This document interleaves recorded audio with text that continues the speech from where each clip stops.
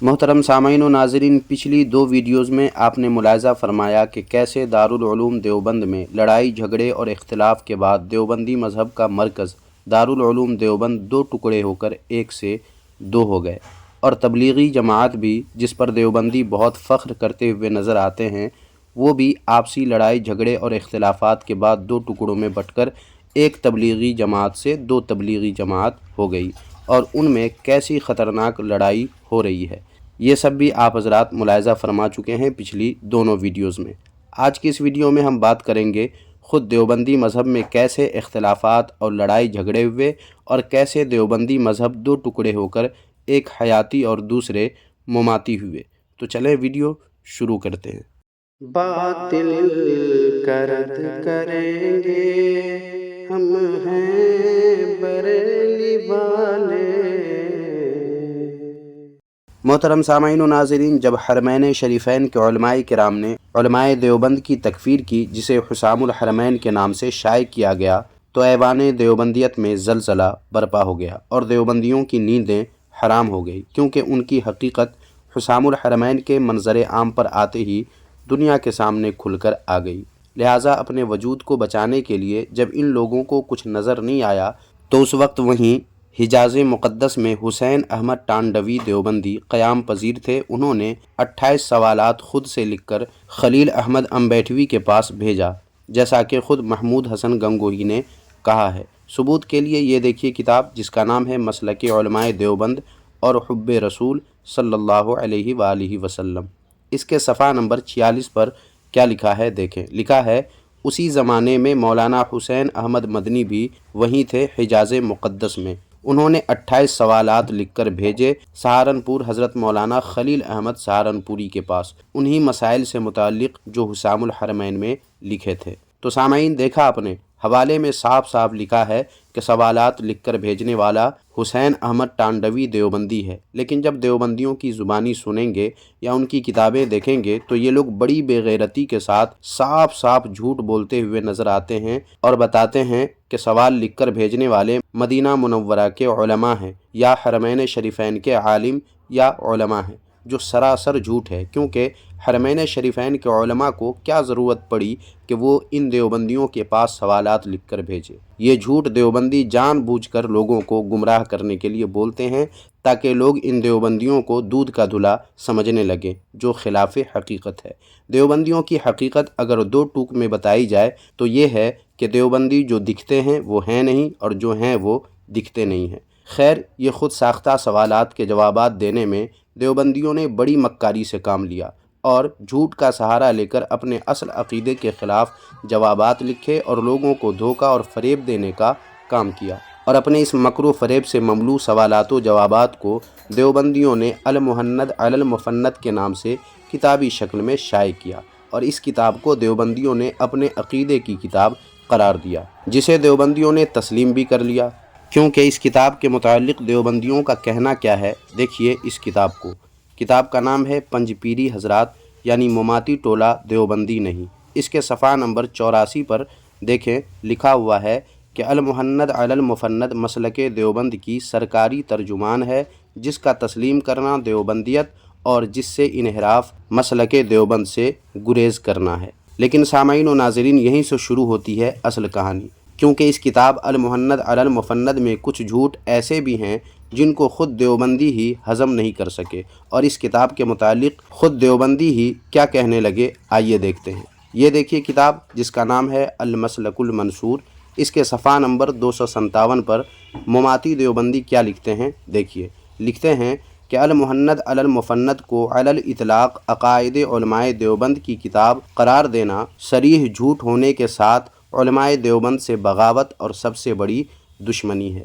ابھی کچھ دیر پہلے آپ نے ملاحظہ کیا کہ دیوبندی المحند علی المفند کو علماء دیوبند کے عقیدے کی سرکاری کتاب بتا رہے ہیں، جبکہ یہاں دوسرے دیوبندی یعنی مماتی یہ کہہ رہے ہیں کہ المحند علی المفند کو عقائد علماء دیوبند کی کتاب قرار دینا یہ جھوٹ ہونے کے ساتھ ساتھ علماء دیوبند سے بغاوت اور سب سے بڑی دشمنی ہے۔ اب آپ کے ذہن میں یہ سوال آ رہا ہوگا سامعین و ناظرین کہ کیوں کیوں المحند علی المفند نامی کتاب کو عقائد علماء دیوبند کی کتاب بتانا علماء دیوبند سے بغاوت اور ان سے سب سے بڑی دشمنی ہے؟ اس کا جواب پانے کے لیے آپ دیکھیے یہ کتاب، جس کا نام ہے علماء دیوبند کا عقیدہ حیات النبی صلی اللہ علیہ وآلہ وسلم اور مولانا عطاء اللہ بندیالوی۔ اس کتاب کے صفحہ نمبر 39 پر دیکھیں کیا لکھا ہے۔ لکھا ہے، بندیالوی صاحب نے اپنے رسالہ میں یہ باور کرانے کی بھرپور کوشش کی ہے کہ علماء دیوبند کی متفقہ دستاویز المحند علی المفند قابل اعتماد کتاب نہیں۔ بندیالوی صاحب سمیت تمام منکرین حیات المحند علی المفند کو علماء دیوبند کی ایک ایسی ہنگامی کاوش قرار دیتے ہیں جو وقت ٹپاؤ پالیسی کے تحت مجبوراً منظر عام پر لائی گئی۔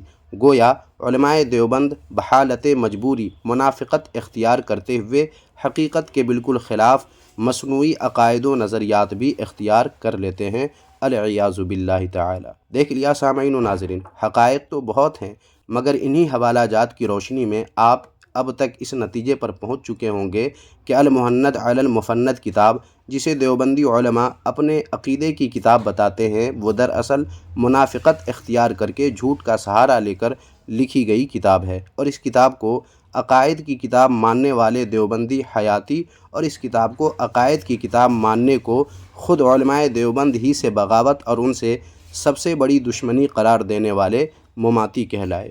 اب آئیے سامعین، یہ حیاتی اور مماتی کیسے کہلائے، اس پر بھی حوالہ ملاحظہ فرمائیں۔ یہ دیکھیں کتاب، جس کا نام ہے مولانا غلام اللہ خان۔ اس کے صفحہ نمبر 260 پر لکھا ہوا ہے، جیسا کہ آپ خود بھی پڑھ سکتے ہیں، کہ اپنے ہی ہم مسلک علماء کو محض لفظی اختلاف کی بنیاد پر منکرین حیات النبی صلی اللہ علیہ وآلہ وسلم کے عنوان سے شہرت دی گئی، ادھر عوام حیاتی مماتی کے نام سے تقسیم ہو گئے۔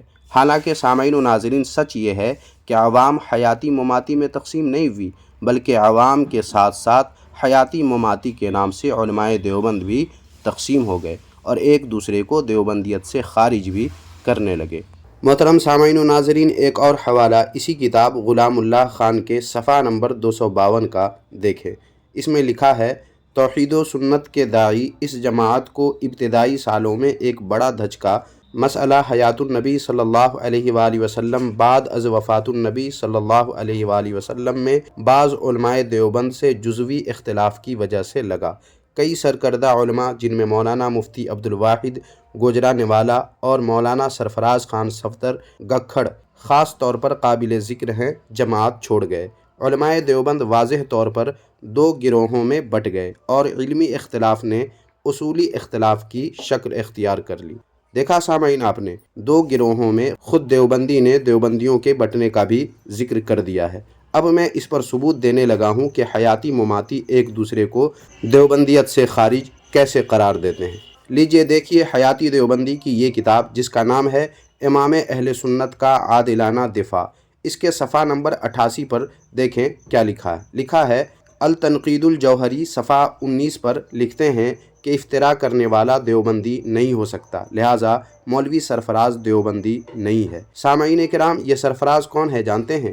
یہ وہی سرفراز ہے جن کو دیوبندی مذہب میں امام اہل سنت کہا جاتا ہے۔ انہی کو مماتی دیوبندی سے منسوب کر کے حیاتی دیوبندی نے کہا کہ سرفراز دیوبندی نہیں۔ اب یہ دیکھیں کتاب التنقید الجوہری، اس کے صفحہ نمبر 4 ہی پر ایک حیاتی دیوبندی کے بارے میں مماتی دیوبندی لکھتے ہیں کہ سردار جی نے اپنے رسالہ میں یہ ناکام کوشش کی ہے کہ اشاعت التوحید و سنہ والے دیوبندی نہیں، مگر قارئین کرام معاملہ اس کے برعکس ہے، یعنی سردار جی اور اس کے رسالے پر تقریر کرنے والے دیوبندی نہیں۔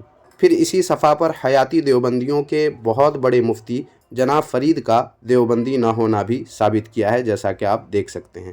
اب سامعین و ناظرین، شاید آپ نے گزشتہ حوالوں میں غور کیا ہوگا تو باضابطہ ایک کتاب حیاتی دیوبندی کی میں نے پیش کی ہے، جس کا نام ہی یہ ہے۔